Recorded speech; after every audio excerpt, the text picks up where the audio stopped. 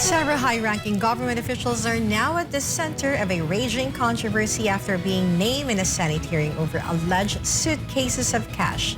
Malacanang is hitting back directly, challenging the accuser to lay out solid evidence instead of relying on mere allegations and stories.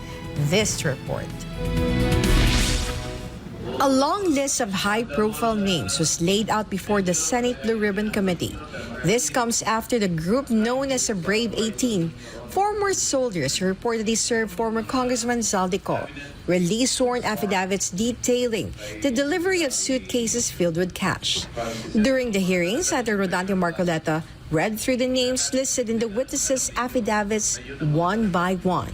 Ito yung mga nag-deliver po kami mismo sa bahay ng ilan sa HOR at yung iba kinuha nila sa Unit 8 o Unit 9 ng Polo Club Townhouse, Forbes Park. Sila yung mga sumusunod. Benny Abante, Sia Adyong, Jose Alvarez. Dito binabanggit ninyo kung saan kinuha eh.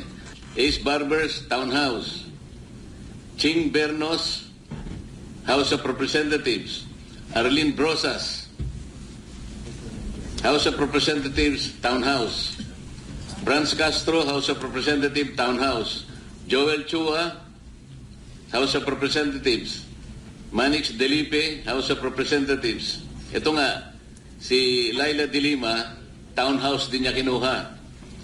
Dan Fernandez, House of Representatives, Townhouse.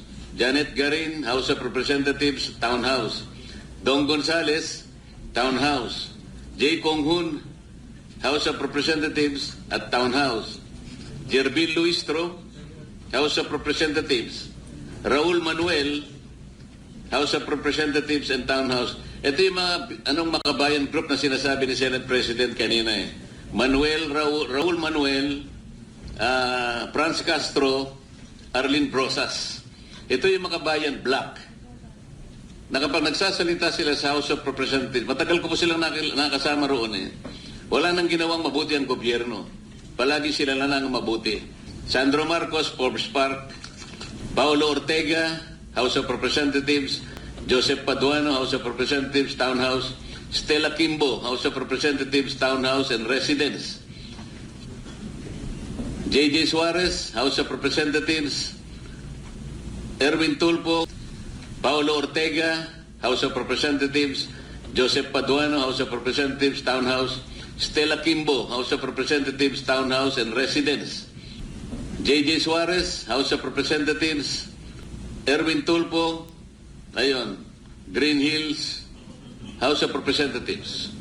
Itong lahat po ng binanggit. The bombshell testimony implicates several lawmakers and government officials. The allegations also drag in former House Speaker Martin Romualdez and even President Ferdinand Marcos Jr.